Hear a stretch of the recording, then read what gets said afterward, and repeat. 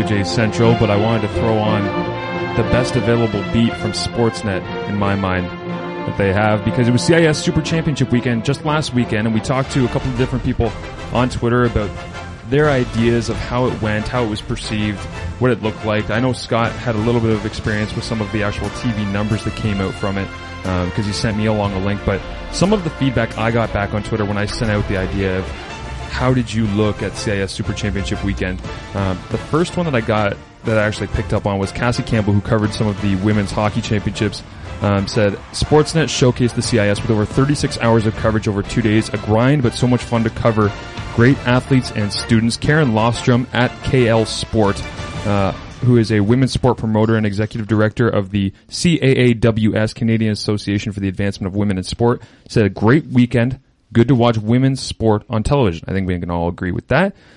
But we'll get to that point in a second of, they're here now, but is it quiet for the next while? Alex at MEZIO said, loved it. I would love to see more regular season games too.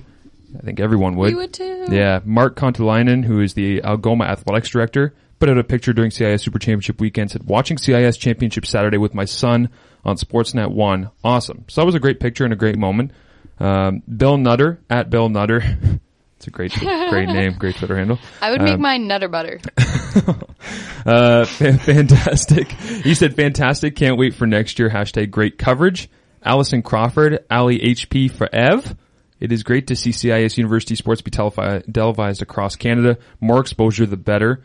And Etta Deliso tweeted at Arash Madani and said, I'd rather be watching tennis. Thanks for coming out. So that was kind of the tweet that I read. Maybe she means CIS tennis.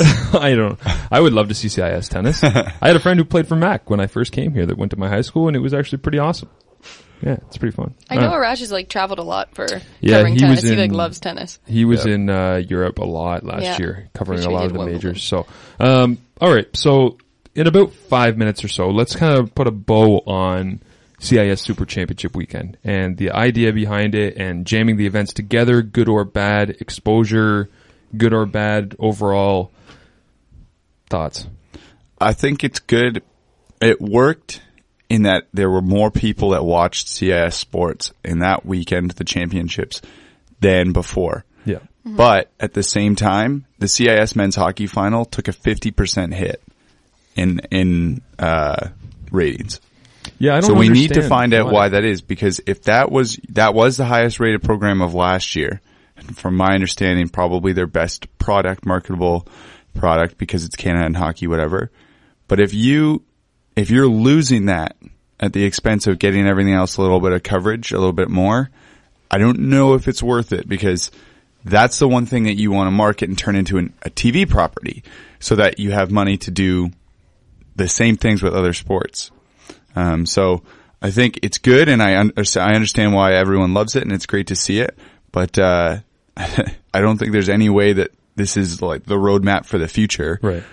Look anywhere else, and does this happen at any other level for any other sport where we get it, everything's done with in a weekend? Yeah, the only one I can really think of that compares in any way would be the OFSA high school championships, where they literally send Rogers TV and they're there for 8 to 12 hours and they do 5-6 games and they send them home. But that's logistics with high schools and paying for a field and a stadium, and that's not. Yeah.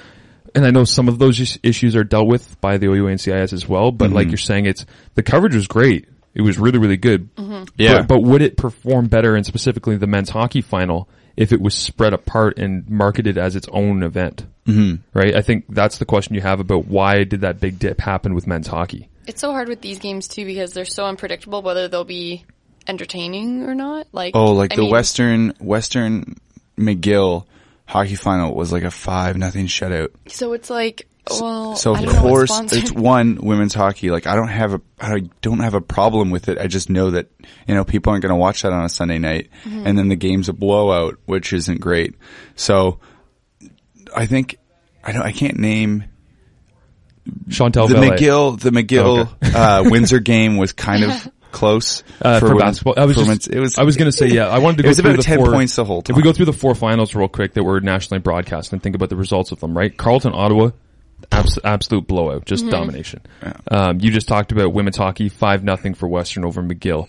Men's hockey, 6-3. yeah, 6-3 for Alberta over, who did they? UNB. UNB, yep. So that was borderline blowout. I don't know. Those are I don't two know when they bigger also scored, schools. but yeah. Those are two bigger And schools. Alberta loves their hockey. I don't know if you've seen And UNB does. Yeah, yeah. So that's two really good hockey schools coming together for a national championship on a nationally syndicated, and it's East and it's West, and you have interest in Toronto.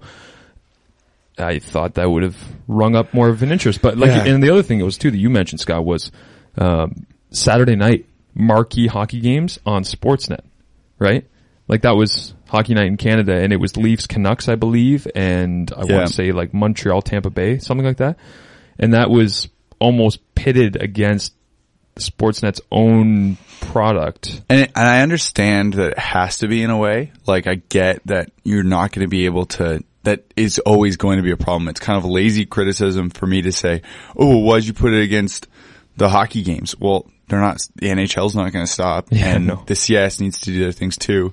So it's either the CIS moves all their games ahead so that they start, like the last one is starting at 6 or 5:30 or something. And that's the same idea that we have with CIS football, is like we play our games on Saturday afternoons. Well, who are our direct competitors for a national TV schedule?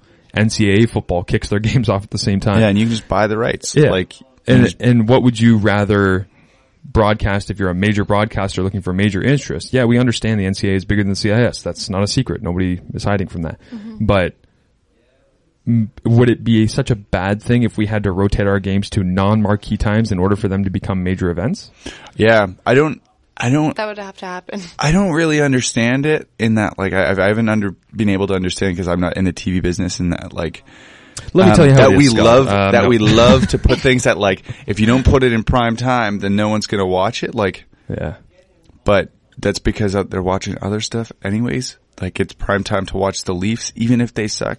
You're going to watch that or something else. Like, so I think that the Super Championship weekend could be deemed a success because more people watched. But unless we follow it up with other kinds of coverage, it won't go anywhere. I agree with that, because as much as I love what Sportsnet did and the Sportsnet you recruited, we've talked extensively about, it feels like it's a lot of like, this is what it is, this is great, and you're not sure like what's going to happen to this Sportsnet you recruited website after you win your $10,000. Oh God, that would be so nice. It'd be Sportsnet. It becomes not non-existent, but it becomes like this like relic. Well, it doesn't look like there's rotating coverage, because you've looked at the Sportsnet U tab on their website before. It's just press releases. It's press releases, and a lot of it is like 3 months behind. Yeah. It's like this forgotten window into a back corner of their website. Yeah, like late night, someone who was like, if one of us got a desk job at Sportsnet late night, we'd be like, I'm gonna update the CIS page. Yeah. And I can understand that it's gonna fall behind. Yeah. But, so I'll say that last year, they had Donovan Bennett doing like a top 8, like if the tournament started today, here's how I'd seed them or whatever. And like, for what it was good because it was weekly coverage and it talked a bit about the teams. I think the width of it was you're talking about a lot of things and you're not watching the game, so it comes off as content that leaves a lot to be desired. But now, like, Donovan Bennett was writing for the CIS, just doing in-house journalism, which is good for sharing your story, but it's not going to have any kind of like penetration into the average viewer. Like, the only person who's going to see that is the person who goes to the CIS website. Yeah. Who is me doing my sports job every week. And that's for the sake of you to do your articles. Yeah, like, I'm not going there because it's a great place on the internet. It's I have to do it. Yeah. So if there's no coverage leading up to it, the ceiling is really low. Like, we're probably right up against it with this weekend. Yeah, because it was new and it was fun. But see, do either of you guys have Sportsnet cable or anything like that? I don't have TV. Yeah. Yeah. So I don't either. I don't either. But from what I had read and heard from people, there was very minimal coverage leading up to it. Like, they kind of just started the Wednesday, Thursday. Yeah, it was kind of splash marketing last second to try and grab your attention. Yeah, and I think, like, take that with a grain of salt, because none of us have seen that by experience, so it's not totally fair comment, but that's what I heard from a lot of independent people and sources, so that's even worth discussing. Like, maybe they do put more promo into it. Right. This is a good foundation, but there needs to be more. Yeah, and I think that's a fair summation of it. Is like, we all agree it was great. Like, when we were at Ryerson watching CIS men's basketball, we're walking through Mattamy Athletic Center, and I know for a fact that Ryerson's athletic director made sure that all of the TVs were on Sportsnet. So that's, obviously he's putting his effort in there. But you're like walking to the cafeteria or through an area, and there would be women's hockey semifinals on, and you're walking by TV, and you're like, hey, that's kind of cool. That's kind of cool. Just to see the brand of a CIS school on TV has a lot, like that carries a lot of weight. And you understand why CIS and OUA teams want so badly to be on TV, because hey, that's kind of cool. With the little SN logo. Yeah. Like that moment when you see it and you remember it, then at that point that starts to build and build and build. And that's why you have to come in at a base level, regardless of whether it's a Sportsnet or wherever you end up.